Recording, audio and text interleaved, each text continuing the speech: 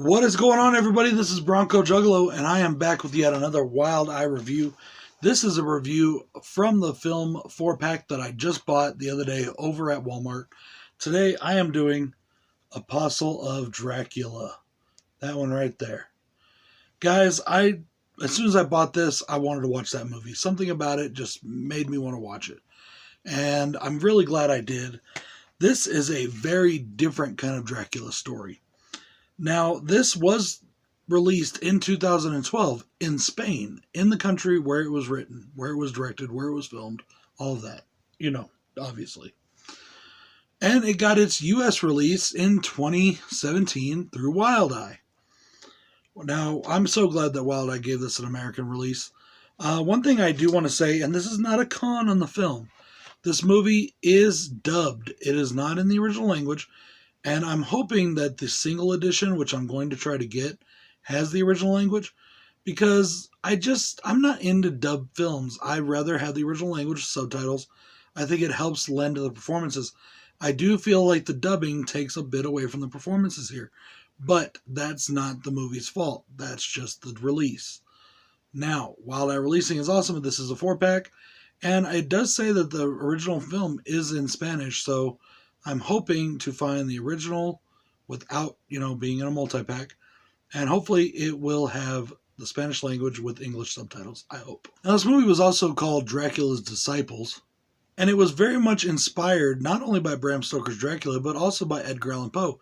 And in fact, it says that right at the beginning of the movie. It's on screen. There's a dedication. This movie is much more of a love story, and it's very highly stylized. This is Dracula done art house style. This is an art house film, in my opinion, which is basically because it's a European film, and a lot of European films feel like art house movies. And you can definitely feel and see the Edgar Allan Poe influences in this film. Very poetic. This film is very, very poetic. And I did really, really enjoy it, guys. This is definitely a slow burn movie, but if you are into art house horror and Dracula, I really think you'll dig this one. If you're into, action-packed, running around, very fast-paced Dracula type stuff, vampire stuff, underworld, shit like that, you're not going to be into this movie. But I do say that if you're into slow burns, if you're into art house horror, if you're into vampire films that have more of a meaning behind them than just the plain old story, check this one out. This is a murder mystery and it's a horror film, but it is also, like I said, very heavily influenced by Edgar Allan Poe, and it definitely feels like it. I have no cons, guys. I really did enjoy this film, so we're going to get right into pros. And my first pro, as I just talked about, is the Poe influences. I thought it was great. I thought it made the dialogue better, even though it was dubbed, so the dialogue could be a bit off. I thought that it helped to shape the characters and the performances. I really did enjoy that. I love the locations. The locations in this movie are fabulous. It was filmed, obviously, in Spain. There's an old castle, and then there's, modern day times that are on a yacht. All the locations look absolutely great. The cinematography in this film is beautiful. It looks so, so good. I absolutely love it. There's something else that I want to talk about here is the lighting in this movie. In every Dracula film, there's those shadow effects on the walls, Dracula's shadow rise. Well, they use a lot of shadow effects in this movie, and it really does work. I really did enjoy the shadow effects. I enjoyed the lighting. I thought that it lended such a great feel to the movie. Speaking of the feel, this is a very gothic feeling movie. It has a great gothic atmosphere, which I absolutely loved. I love how it switches between timelines flawlessly.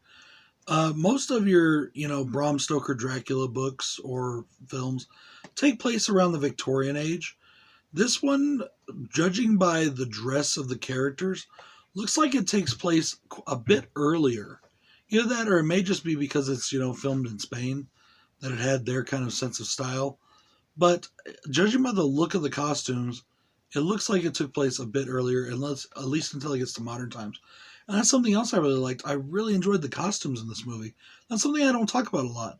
But I thought all the costumes looked incredibly well done. I love that they made some changes to the lore. They didn't just follow after every other Dracula movie. They did some things on their own. They did some things that they wanted to do. And they changed a few things, which didn't bother me. And in fact, I think it helped make the movie that much more suspenseful. The final thing that I want to talk about is the acting.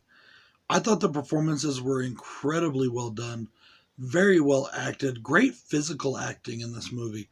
And I think a lot of that had to do with the fact that it is in a different language, the fact that it is a foreign film. It really does show those influences and that style. And I mean, you can definitely tell that this is a European film. And it has that European flair to it. It's got that dramatic European flair that you come to expect from a lot of their movies, aside from, like UK films, which that's not a slam against UK films at all, believe me. Overall, guys, I was very, very impressed with Apostles of Dracula. And I gotta give it to Wild Eye. I've been enjoying this 4-pack so far, guys. I can't wait to bring you more reviews from it. This is Bronco Juggalo saying, I hope you're enjoying Wild Eye Week. I will be coming to you again with another Wild Eye review tomorrow. Come and check it out. Peace.